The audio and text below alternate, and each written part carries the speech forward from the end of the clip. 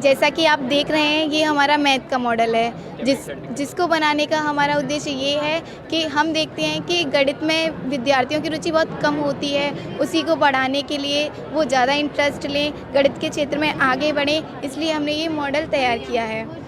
ये देखिए, ये है बिंदुओं द्वारा रेखाखंड प्राप्त करना। इसमें हम देखते हैं, हमारे जो हम पढ़ते हैं उसमें हमारा प्रश्न आता है कि निम्न बिंदुओं से रेखाखंड प्राप्त कीजिए, प्राप्त हो सकने वाले रेखाखंडों की संख्या प्राप्त कीजिए।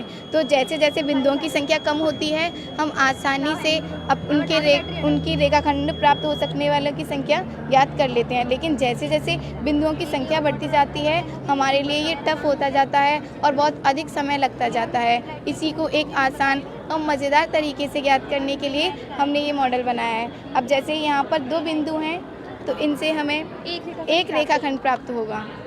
ये हमने बहुत आसानी से कर लिया क्योंकि यहाँ पर बिंदुओं की संख्या कम थी।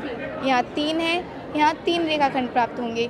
अब 4, इसको करने के लिए हमें समय थोड़ा अधिक लगेगा और इसमें हमें थोड़ा बोरिंग सा भी लगने लग जाएगा, क्योंकि हम जानते हैं यदि किसी काम में बहुत समय लगता है तो फिर वो बोरिंग लगने लग जाता है, हमारा इंटरेस्ट ख़त्म होने लग जाता है। तो इसी को सीखने के लिए हमने एक शॉर्ट ट्रिक बनाई है, जो कुछ ऐसे है कि बिंदुओं की संख्या 4 है, 4 में से 1 घटाइए, 3 बचेगा, 3 का 4 में गुणा कीजिए, 12 आएगा, 12 का आधा कीजिए, 6 आएगा। इससे हमें 6 रेखाखंड प्राप्त होते हैं।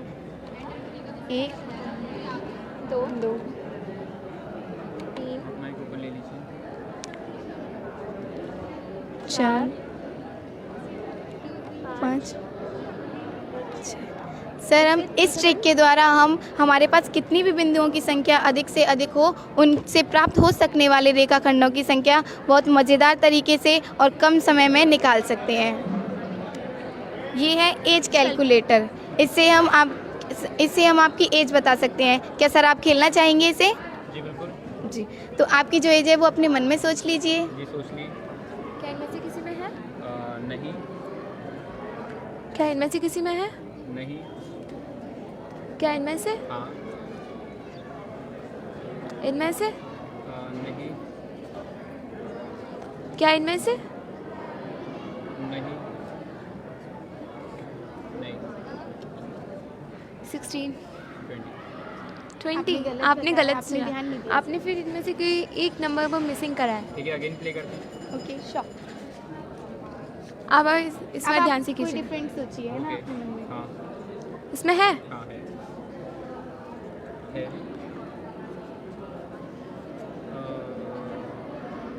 नहीं है। है। नहीं है। नहीं है। 26। करेक्ट। Yes sir. तो क्या आप इसकी ट्रिक जानना चाहेंगे? हाँ बताइए कैसे। तो देखिए सर, हम जब इन नंबरों को कुछ ऐसे अरेंज किया गया है कि जब हम सामने वाले से उनके मन का नंबर पूछेंगे तो इन 6 कार्ड्स को दिखाएंगे, जिनमें से वो बताएंगे कि यदि इसमें है, जिन जिन कार्ड्स में होगा हम उनका फर्स्ट डिजिट जो है उनको प्लस कर देंगे, जिससे सामने वाले के मन का नंबर निकल आएगा। अब ये है गेम है लूडो।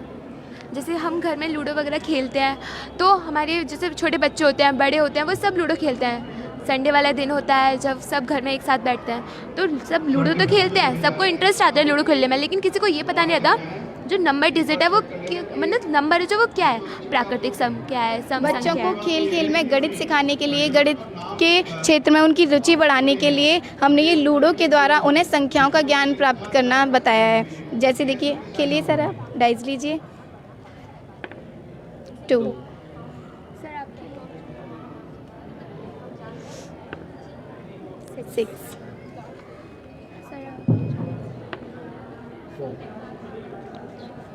अब जैसे सर, यदि आप यहाँ पर आ जाते 3 के वर्ग पर जाइए तो 3 का वर्ग 9 होता है। आप यहाँ आ जाते, जिससे आप सीखते कि वर्ग क्या होता है, वर्ग कैसे निकालते हैं, अगर आपकी यहाँ पर रहती विषम संख्या का विषम संख्या सीखते कि विषम संख्याएं क्या होती हैं। आप 7 से फिर 9 पे आ जाते ऐसे, या फिर 40 पे परसेंटेज निकालना सीखते।